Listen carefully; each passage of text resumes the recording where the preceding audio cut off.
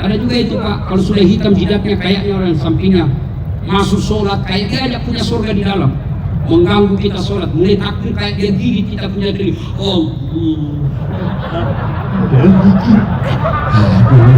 Kan bos, ada juga yang begitu Pak, kayak dia baca kaki yang di telinga kita, kaki kita pun diganggu-ganggunya.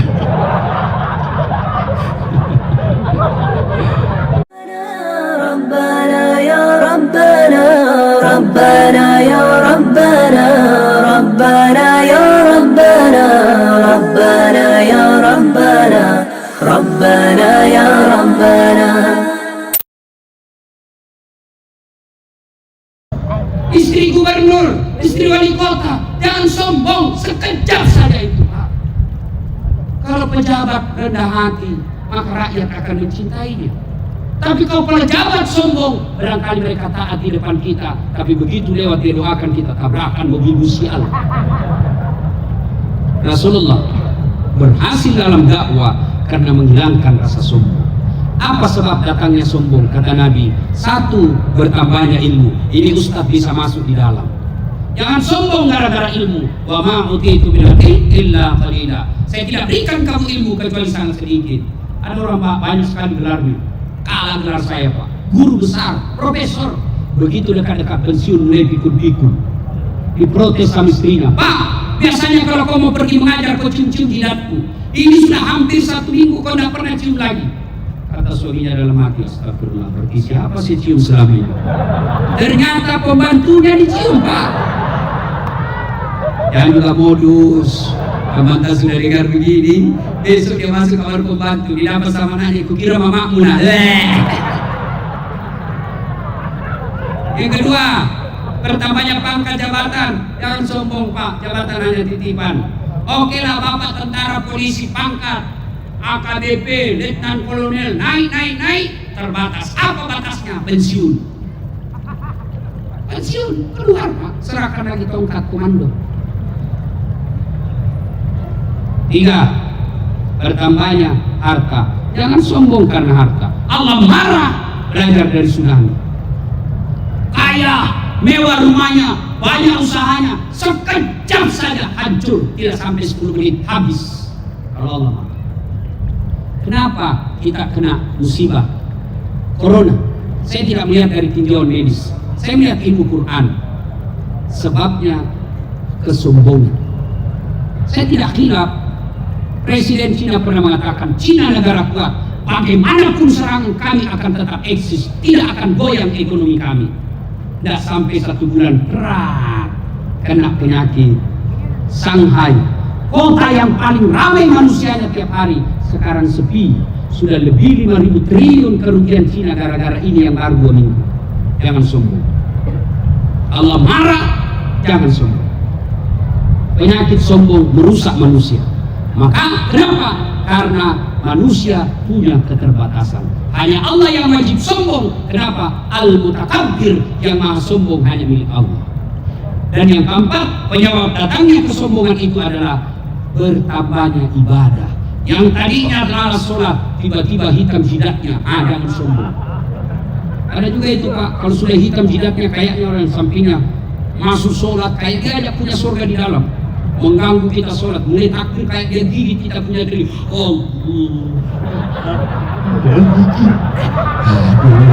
Kan bos, ada juga yang begitu Pak, kayak dia baca kaki yang di telinga kita, kaki kita pun diganggu-ganggunya. Ibu bapak saudara-saudara sekalian, banyak yang kita mau sampaikan, tapi waktu yang terbatas. Yang ketiga, poin yang ingin saya sampaikan, Pak Wali Kota tadi menyampaikan bahwa kami tidak punya pohon sawit, kami tidak punya tambang, kami tidak punya apa-apa. Ketahuilah, ada Allah kasih nikmat bagi Aceh. Apa? Daerah istimewa. Istimewanya apa Ustaz? Menegakkan syariat Islam. Dari seluruh provinsi yang ada di Indonesia, hanya provinsi Aceh yang ada dinas syariat Islam. Ini nikmat. Tidak ada artinya kelapa sawit kalau kalian tidak melaksanakan syariat. Lihat, belajar dari Saudi.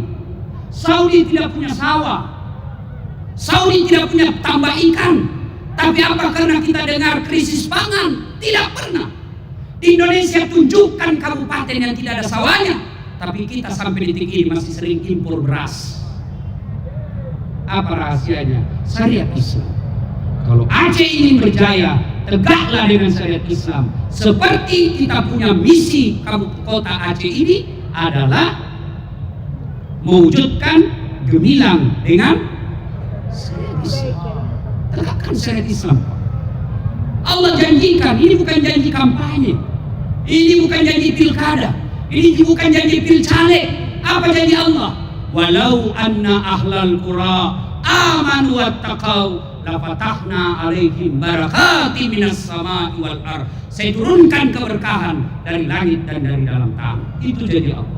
Jadi resepnya, Bapak Wali Kota tidak usah cemas tidak ada sawit, tidak usah cemas dengan tidak ada tambang, tidak usah cemas dengan tidak ada kopi. Yakinlah, tegakkan syariat Islam. Allah yang urus rezekinya masyarakat Aceh. Yang kedua, keistimewaan Aceh dibanding dengan provinsi lain. Apa? Provinsi Aceh diberikan kesempatan dan dilindungi undang-undang untuk bikin partai politik lokal. Demokrasi yang khusus. Syukuri itu. Dengan cara apa? Laksanakanlah dengan sebaik-baiknya. Berdemokrasilah dengan sebaik-baiknya. Jangan gara-gara pilgub, pilkada, pilkades, pilcaleg lalu kita bermusuh-musuhan. Jangan gara-gara nanti pilgub bermusuh-musuhan. Jangan. Bermusuh-musuhan tidak dicintai Allah. Demokrasi adalah pesta. Pesta bersenang-senang. Tidak ada orang ketika mau datang pesta cemas. Begitu kita dengar kata pesta, yang ada di otak kita senang-senang. Tidak ada pesta pengantin. Tidak ada orang mau pesta pengantin cemas. Kecuali yang ada selingkuhannya dari bawah istrinya. Cemas dia. Ketemu. Mati kita. Itu apa saudara-saudara sekalian? Yang berikutnya. Itu apa saudara-saudara sekalian?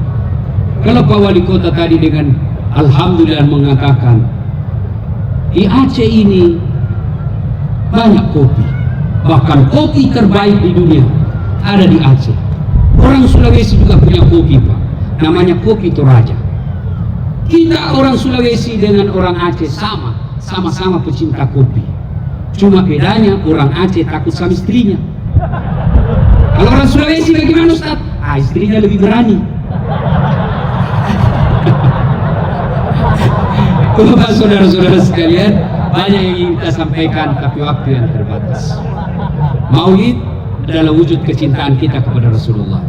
Tidak ada gunanya semua ini kalau kita kembali tidak melaksanakan apa yang kita peroleh pada hari ini.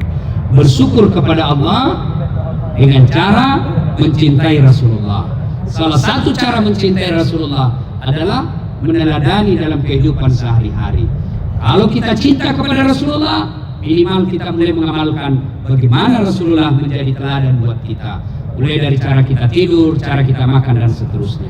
Ibu bapak saudara-saudara sekalian, inilah tausiah kita pada taklim kita kali ini. Mudah-mudahan ada manfaat. Sebelum saya akhiri, saya ingin berpantun. Lebat batang padi jerami, padi dipanen di pagi hari. Niat hati berpoligami, apa daya takut istri. Burung cendrawasih terbang tinggi, mencari makan di pagi hari. Bukan kami takut istri, cuma istri lebih berani. Demikian, mudah-mudahan ada manfaat. Terima kasih Pak Wali Kota yang mengundang saya datang ke tempat ini. Saya mendapat berita dari stafnya Bapak, Pak Wali Kota hampir tiap saat nonton ceramah. Alhamdulillah, 4 malam yang lalu ada anak muda Tionghoa masuk Islam, Pak. Namanya Andreas. Gara-gara sering nonton ceramah saya, dapat hidayah dan tertarik belajar Islam. Sebelumnya anak muda 19 tahun dari Toraja, Sulawesi Selatan, juga masuk Islam gara-gara sering nonton ceramah saya. Maka saya kalau ceramah lebih banyak buat orang gembira. Kalau dia tidak amalkan apa yang saya sampaikan, paling tidak saya dapat pahala dengan membuat orang senang. Bayangkan kalau di kantor kita sudah capek, bingung, stres, di jalan kita kena macet dan terik matahari, di rumah kita dimaki-maki sama istri, maka kita datanglah ke masjid dengan harapan dapat pencerahan. Ternyata sampai di masjid, neraka juga terus diceramah. Hati dibakar, dibatin, ditusuk pantatmu. Gimana katanya? Maka tidak usah ke masjid, bikin takut-takut aja di masjid. Nah itu Bapak saudara-saudara sekalian, mudah-mudahan ada manfaat. Lebih dan kurang yang mohon dimaafkan. Nun wal kalam misrun. Billahi fi sabilil haq.